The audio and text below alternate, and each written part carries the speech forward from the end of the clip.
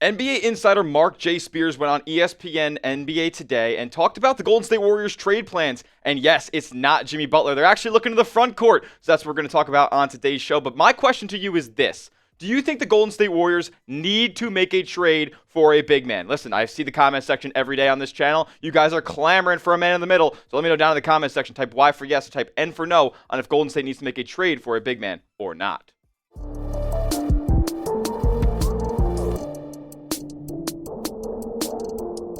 What's going on, Dub Nation? You're watching Warriors Today by Chat Sports. I'm your host, Tyler Smith, and on today's show, Golden State finally looking for a center in the trade market, and the first one that we're going to talk about today is Nikola Vucevic, because NBA Insider Marc J went on NBA Today and said that this might be Golden State's new top trade priority, shying away from a potential Jimmy Butler trade, which would cost a lot of money and might not be the best fit for a Golden State team that's trying to piece together some wins right now. Let's go talk about what Marc Spears had to say. He said, I'm hearing that the Warriors literally want to go bigger than Butler. What I mean by that is that one of the most undersized teams in the league. So they're trying to get a big guy to go alongside Draymond Green. People on their list include Nikola Vucevic, who has probably been maybe the top guy on that list. He can shoot threes, play inside, and he makes $20 million as opposed to the $48 million that Jimmy makes. Right now, the Warriors seem much more interested in adding a big to go alongside Green than another shooting guard. I mean, listen, it's about time. It's about damn time. Listen, I tried to report what was going on within the Golden State Warriors trade rumors for the past couple of weeks, and what that was a Jimmy Butler trade. They were widely viewed across the league as the favorites to trade for Jimmy Butler. And I didn't always necessarily think that that was the right idea. I did think that Jimmy Butler could provide a spark and a playmaking ability that this Golden State team is kind of lacking at this point, a secondary scorer who can get his own shot and be a creator. But, I wasn't necessarily always in favor of bringing on that massive contract and trading away as many assets as Golden State would have to, plus the threat of Jimmy Butler leaving in free agency. So it's about time that they're looking for centers, not only centers in the front court, but centers with team-controlled contracts and guys that could be in Golden State long-term. And let's talk about Nikola Vucevic, right? Because he's on a 3-year deal right now. This could be somebody that's a part of Golden State's plans for the foreseeable future during the latter half of Stephen Curry's career here. And he's a walking double-double, right? A walking 20 and 10 every single night. He's been a solid facilitator for the Bulls. He has been incredibly efficient from the field as well as beyond the three-point arc. Nikola Vucevic is definitely a floor spacer, does kind of have cement feet on defense, but this is a guy who is just going to fill up the stat sheet for a Golden State team that needs a spark offensively right now.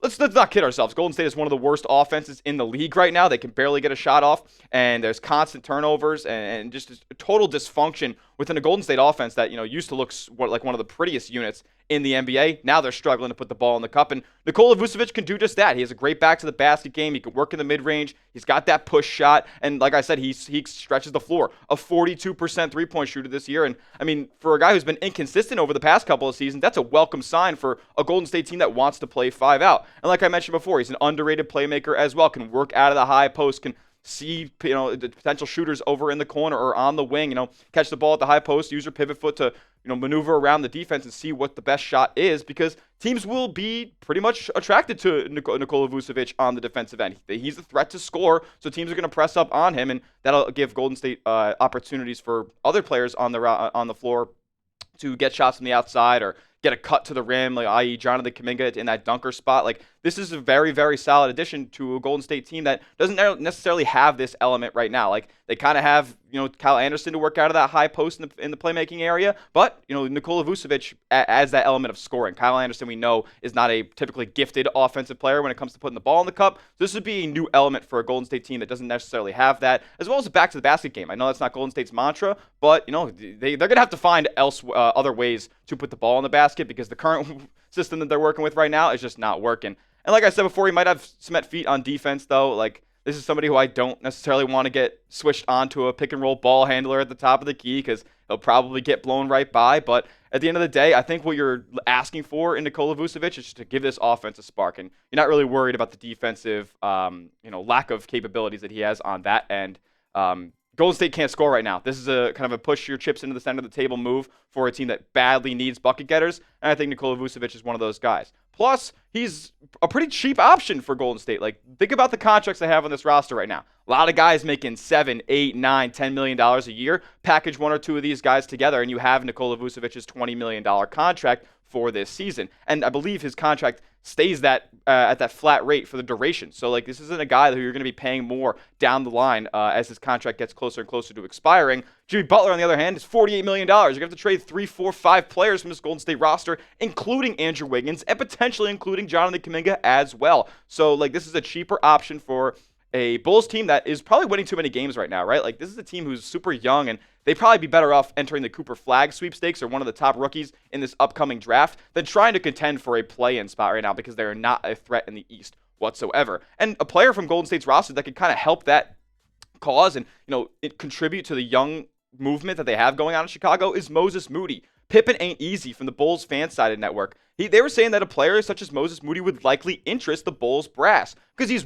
22 years old right now. He hasn't really found a good spot in Golden State's rotation, even after earning a 3-year, $39 million contract extension. Like, where is Moses Moody in this lineup? It doesn't seem like Steve Kerr is very concerned with giving him big-time minutes and a bigger role, even though they're paying him a lot more than they were on his rookie deal. So maybe this is somebody that they'd be willing to include as kind of the centerpiece of a Nikola Vucevic deal, sending him over to Chicago and probably letting him get a bigger role than he currently has in Golden State. So I decided to expand on that, right? I decided to put together a trade idea that might work for both sides. Nikola Vucevic and Torrey Craig, who is a good enough bucket getter, a guy who can kind of replace Moses Moody in this Golden State rotation. And then you send away Moody, Kyle Anderson, and Kevon Looney. Now, you are giving up some front court depth in this deal, but at the end of the day, like, Kevon Looney really hasn't been seeing too much time in this Golden State rotation. Trey Jackson-Davis has took the majority of his minutes.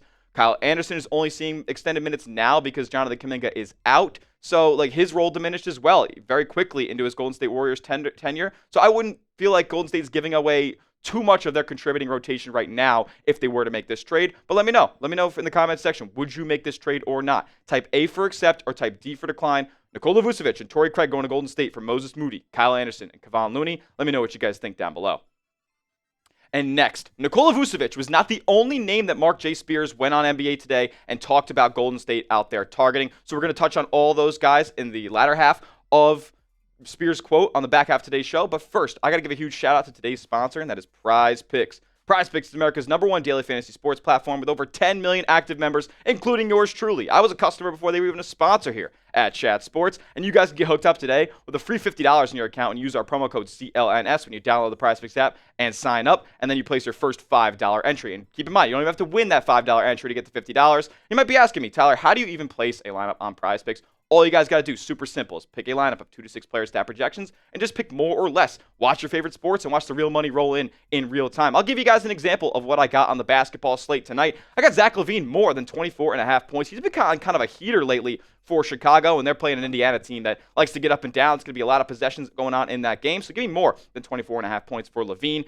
Giannis playing against Victor Wembanyama tonight, a foreign superstar battle going on. I think Giannis is going to take that game pretty seriously. Give me more than 30.5 points for the Greek Freak. And then Toumani Camara. I don't know why I decided to include this. He's hit two threes in 3 straight games, and Prize Picks is begging you guys to go take the more on that. So I decided to zig when the others are zagging. Give me less than 1.5 3-points made for Toumani Camara against the pretty good perimeter defense of the New Orleans Pelicans. You can take my picks, you can fade my picks. Just make sure you go and do it at Prize Picks. Download the Prize Picks app today. Use that promo code CLNS and get $50 for free when you place your first $5 entry. You don't even need to win to receive the $50. It's guaranteed. Prize Picks. Run your game.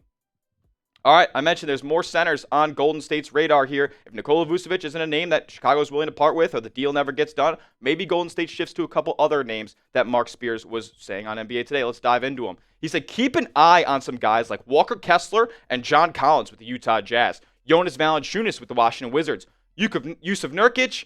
I can't see him and Draymond playing together. Maybe a bigger wish is Miles Turner, who will be an unrestricted free agent, but the Warriors do not want to trade at Jonathan Kuminga, do not want to trade Andrew Wiggins. And, I love this focus from the front office, right? They're not putting all their chips into one basket. They're not focusing on only one guy here when looking to add some improvements to the front court. Nikola Vucevic is not the end-all, be-all. There are other names out there from some non-contending teams that those guys will probably be willing to part with for maybe some rotational level players, some expiring contracts, and maybe a little bit of draft capital as well. And as far as all those names go, I would want Miles Turner the most, but the cost is going to be super high. Saw the end of the quote from Marc Spears, right? They're not willing to give up Andrew Wiggins. They're not willing to give up Jonathan Kuminga. And I think one of those guys would easily have to go if they were to make a trade for Miles Turner. Plus, Indiana, they're a playoff team, and they were in the Eastern Conference Finals last year. I don't know why they would want to give away Miles Turner if they weren't getting back something substantial and something that they think could contribute to a deeper playoff run. So I don't really think that a Miles Turner deal is necessarily in the cards for Golden State, even though he would probably be the best player out of all these guys that we've listed so far. But let's talk about the other guys, right? What about Walker Kessler, man? One of the best young rim protectors in this league. He's averaging over 2 blocks a game and has basically for the duration of his young career so far. He's a true 7-1 player. Doesn't necessarily have the most dynamic offensive game, but, that could come with time. He's still very young, about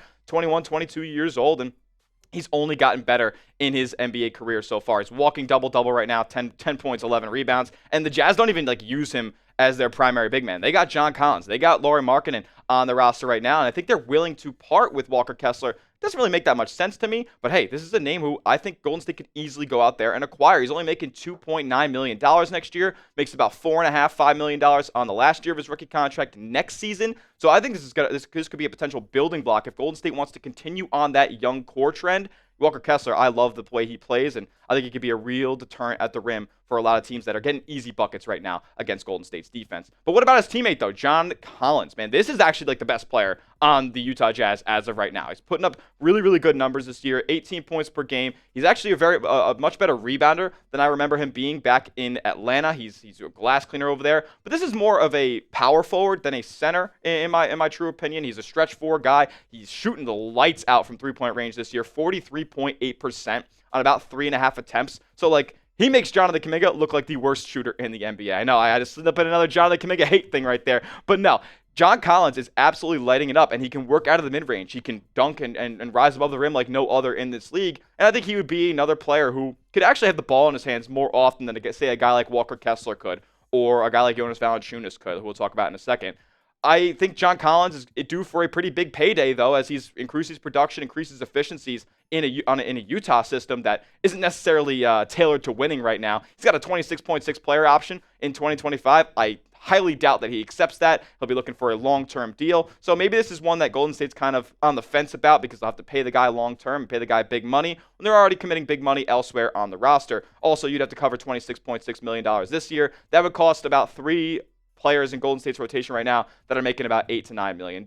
And if we're dealing with the Utah Jazz here, it's very easy to assume that Danny Ainge is going to drive a really high price for those guys. Remember back over the summer where they were trying to trade for Lauri Markkanen. Danny Ainge wasn't really playing ball with the Golden State Warriors, right? And Golden State, to be fair, was not playing ball with them either. They would not mortgage up Brandon Podziemski in any deal for Lauri Markkanen, and Danny Ainge decided to stop talking with the Golden State Warriors, and the Golden State Warriors likewise decided to stop talking with the Utah Jazz. I imagine Danny Ainge is going to probably want a first-round pick for either one of those players, and Golden State's first-round picks have quickly become valuable as the future with Steph and Draymond and this whole roster and what's going on in Golden State right now is very uncertain. So I'd be hesitant to give away first-round picks. Maybe another guy on this list would be a cheaper alternative that wouldn't necessarily kill Golden State down the line as far as their future goes. And that guy could be Jonas Valanicunas, right? He's making only about $10 million a year right now. And I watched this guy against the Knicks a couple of weeks ago. He kind of tore up Karl-Anthony Towns. I'm not going to lie. He was cleaning the glass. He was hitting shots from outside. He was hitting mid-range jumpers. That push shot was cooking for him. It's just kind of like maybe a Nikola Vucevic light,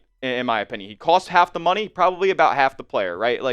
Good rebounder, good, decent enough interior defender. Not going to be anything crazy down there, but solid playmaker and really efficient shooter as well. Takes good shots. He's a really smart player. Great screen setter. Got that wide base and a true 7-footer. I think could really, really make an impact on Golden State, but maybe isn't the biggest ceiling mover. He probably doesn't raise Golden State's ceiling as much as a Vucevic does with the way that he can score the basketball. And I'm gonna be quick on this guy. I didn't even put his salary below. This ain't happening. We're not doing Jusuf Nurkic. The Suns are desperately trying to get off of his contract right now, and not like it's a definite contract as far as the salary cap sheet goes, but he's a bad locker room fit for them. Nobody really seems to like him on the roster, and if you sent him to Golden State, I think that would only get worse with the way that he and Draymond Green have beefed over the years. I'm really not in the camp of trading for Jusuf Nurkic.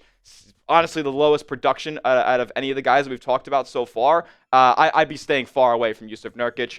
But, man, if he's a last resort, maybe Golden State swings for the fences here, I think that would cause more problems than it would solve. But let me know, out of the 4 guys who I think are realistic for Golden State to trade for, pick one who you would want to see the most on Golden State. If it's Nikola Vucevic, give me an NV in the comment section. If it's John Collins, type JC. If it's Walker Kessler, give me a WK. And if it's Jonas Valanciunas, give me a JV down below. I want to see who you guys want as Golden State's new center.